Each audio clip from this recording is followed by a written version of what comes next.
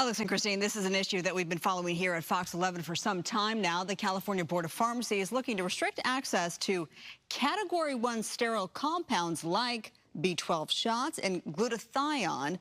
These are elements that so many people with health issues depend on. These are people with Lyme disease, diabetes, chronic fatigue syndrome, cystic fibrosis, and lung damage that many firefighters suffer from. Many firefighters say these glutathione treatments help them recover after battling wildfires.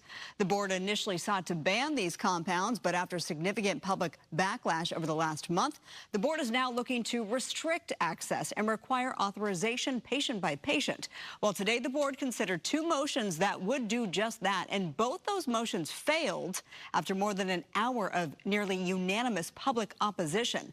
But the board president blocked the motion to send the issue back to committee, so now the board will take it up again in November. This woman here, her name is Crystal Frost. She suffers from Lyme disease and relies on glutathione. She is behind the movement to stop the board. On the one hand, I am relieved that the regulations were not pushed forward.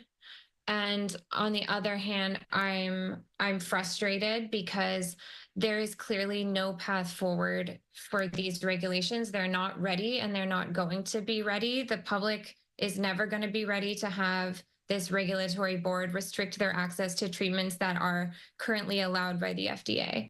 If November 6th and 7th comes around and they vote that these regulations go into effect, what does that mean for you, for somebody who relies on it?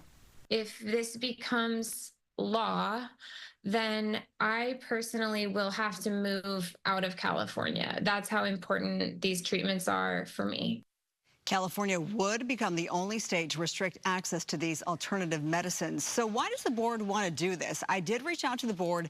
Their spokesperson sent me an 85-page document that lays out their reasoning. Here's some of that. It says, quote, because the FDA does not review compounded drugs to evaluate their safety, because compounded drugs can pose a higher risk to patients if they are not FDA approved, California's law is more restrictive than the federal law in several areas. So again, the motions today failed. The board will revisit this issue November 6th and 7th. For those who want to get involved. If you want to support this movement to stop the board, stopthebop.com, stop the BOP, boardofpharmacy.com for more information. Marla Tellez, thank you. Our fire coverage continues next.